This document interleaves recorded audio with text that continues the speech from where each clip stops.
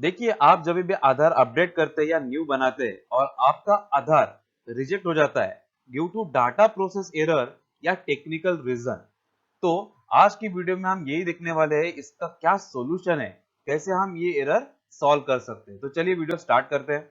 आधार में जो एरर आया है, जो डाटा प्रोसेस एरर है या टेक्निकल एरर की वजह से जो आपका आधार रिजेक्ट हो गया है, तो उसके लिए हमें पहले जानना होगा क्या रीजंस है वो जिनकी वजह से ये एरर आता है। तो चलिए स्टार्ट करते हैं, एरर क्या है वो। सबसे पहले आता है आधार फॉर्म इशू।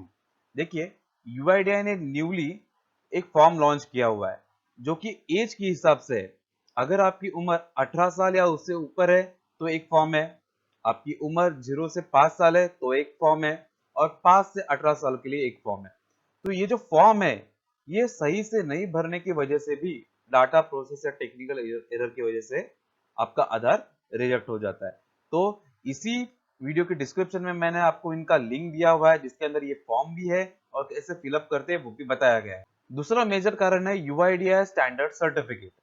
आप सब जानते थे यूआईडीआई स्टैंडर्ड सर्टिफिकेट जब भी किसी का कुछ डॉक्यूमेंट नहीं होते थे तो हम किसी से गैजेट ऑफिसर से, तहसीलदार से, ग्राम सेवक से, सरपंच से हम साइन करवा, जिससे हमारा नेम, एड्रेस और डेट ऑफ बर्थ चेंज हो जाता था, या तो हम न्यू एनरोलमेंट करने के लिए भी ये फॉर्म यूज करते थे। तो रिसेंटली यूआईडीआई ने बताया है कि ये जो फॉर्म है, ये सिर्फ केवल आप प्रूफ ऑफ एड्रेस के लिए वैलिड होगा, मतलब सिर्फ एड्रेस चेंज करने के लिए वैलिड रहेगा।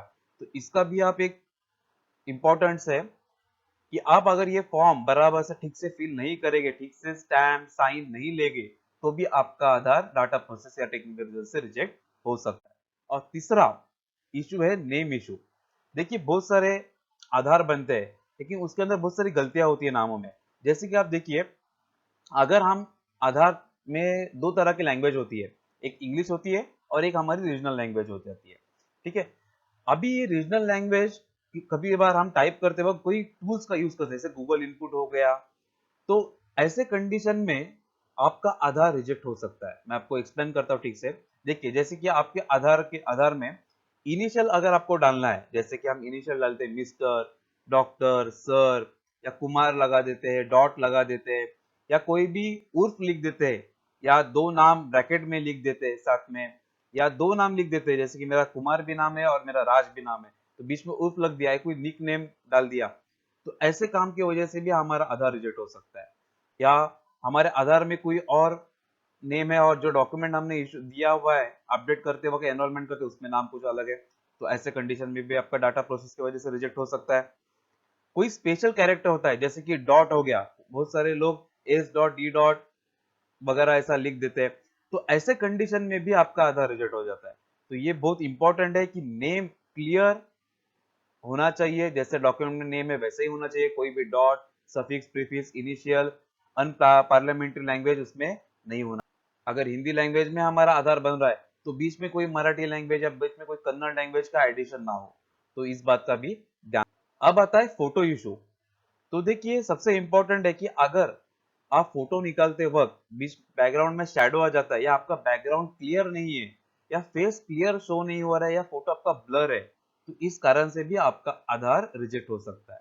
या जो आपने फोटो निकाला है जिस पर्सन का, उसका एज अगर उस फोटो के हिसाब से नहीं है, फॉर एग्जाम्पल आपने एक 5 साल के बच्चे का फोटो खींचा है और टाइप करते वक्त अगर उसने आपने उसका एज डाल दिया 15 साल, तो ये जो 10 साल का डिफरेंस है इसमें वो मैच नहीं कर रहा है, तो फोटो उस एज के हिसाब से, तो भी आपका आधार रिजेक्ट हो सकता है। ठीक है, तो इस बात का बहुत ध्यान। उसके बाद सबसे ज्यादा रिजेक्ट के चांसेस होते हैं वो है डॉक्यूमेंट इशू में, क्योंकि न्यूली रिसेंटली यूआईडीआई ने बताया गया है कि कौन से डॉक्यूमेंट किस चीज के लिए वैलिड है या नहीं है। उसकी पीडीएफ में डिस्क्रिप्शन में दे दूंगा, आप वहां से आकर डाउनलोड कर सकते हैं और देख सकते हैं। अगर आपको नेम चेंज करना है तो कौन से डॉक्यूमेंट है, एड्रेस चेंज करना है तो कौन से डॉक्यूमेंट है, डेट ऑफ बर्थ चेंज करना है तो कौन से डॉक्यूमेंट है, न्यू एनरोलमेंट करना है तो कौन से डॉक्यूमेंट है। तो सबसे पहले देखिए, मैं आपको बोलूंगा, अगर आप स्कैन करते वक्त कोई ब्लैंक पेज स्कैन करते हो तो भी आपका रिजेक्ट हो जाएगा। अगर आपने जो भी इंफॉर्मेशन जो फॉर्म में फिल किया है और जो डॉक्यूमेंट है आपके पास उसमें अगर अलग अलग होगा, माइनर मिस्टेक भी होगी एक अक्षर की, तो भी आपका आधार रिजेक्ट हो जाएगा। अगर आपने कोई जेरॉक्स कॉपी अटैच किया हुआ है स्कैनिंग करते वक्त तो भी रिजेक्ट हो जाएगा, क्योंकि ओरिजिनल ही डॉक्यूमेंट आपको स्कैन करने हैं। तो इस बात का बहुत सारा ध्यान रहे। बहुत सारे लोग डॉक्यूमेंट अटैच करते वक्त एक गलती कर देते हैं, जैसे कि हमने डॉक्यूमेंट सिलेक्ट किया पैन कार्ड लेकिन उसकी जगह स्कैन कर दिया ड्राइविंग लाइसेंस। तो ये एरर भी बहुत ज्यादा बढ़ रहे हैं, तो इसका भी एज अ ऑपरेटर आपको ध्यान देना बहुत जरूरी है।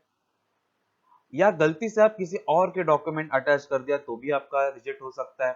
या सबसे इंपॉर्टेंट आता है एनरोलमेंट स्लिप, इसके अंदर रेसिडेंट की साइन प्लस ऑपरेटर की साइन, ये दोनों चीजें होने बहुत जरूरी है।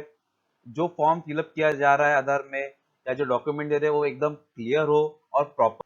एक और मेजर रीजन है इसका कि अगर इंटरनेट कनेक्टिव इशू और सर्वर एरर, ये टेक्निकल रीजन की वजह से हो सकता है। जैसे कि आपका इंटरनेट कनेक्टिव हो गया, उस वक्त आप आधार एनरोलमेंट कर रहे हैं, वो आधार कार्ड सबमिट नहीं हुआ पूरी तरह से, तो ऐसे कंडीशन में आपको सिंपली री एनरोल करना है। तो अब इन सब के कारण के बावजूद आपका आधार अगर रिजेक्ट होता है तो आपको कैसे करना है, चलिए देखिए। सिंपली आपको myaadhar.uida.gov.in इस वेबसाइट पे लॉगिन करना है। उसके बाद आपको नीचे यहाँ पे दिख रहा होगा फाइल अ कंप्लेंट, इस ऑप्शन पे आपको क्लिक करना है। उसके बाद आपको यहाँ पे आपका नाम टाइप करना है, मोबाइल नंबर, ईमेल आईडी, आपका स्टेट, यहाँ पे कंप्लेंट सेल्फ क्लिक कर रहे हैं, अदर के कर लिए वो सिलेक्ट करना है। कंप्लेंट टाइप में आपको यहाँ पे अगर आपका एनरोलमेंट है तो उस रिलेटेड करना है, अगर अपडेट है तो उस रिलेटेड क्लिक करना है। तो अपडेटेड हम यहाँ पे सिलेक्ट कर लेते हैं। उसके बाद आपको यहाँ पे rejected due to data process error, ये ऑप्शन आपको यहाँ पे दिखाई देगा, इस पे क्लिक करना है। आपका जो एनरोलमेंट नंबर है या आपने ऑनलाइन अपडेट किया है तो उसका SRN नंबर है वो यहाँ पे एंटर कर लें। आपकी जो रिसिप्ट है यहाँ पे स्कैन करके भी आप अपलोड कर सकते हो। और यहाँ पे आपको लिखना है कि आपका आधार डाटा प्रोसेस की वजह से रिजेक्ट हो गया है, और आपको नीचे आके कैप्चा कोड फिल करना है, नेक्स्ट करना है और सबमिट कर लेना है। जैसे ही आप सबमिट करेंगे आपके सामने एक SRN नंबर जनरेट हो जाएगा, एक कंप्लेंट नंबर जनरेट हो जाएगा। इसको संभाल के रखना है और उसके कुछ दिन बाद, थोड़े दिन बाद, 4-5 दिन बाद आप 1947 पे कॉल कीजिए और उनसे इसका रिजोल्यूशन ले सकते हो और आपका प्रॉब्लम सॉल्व हो जाएगा।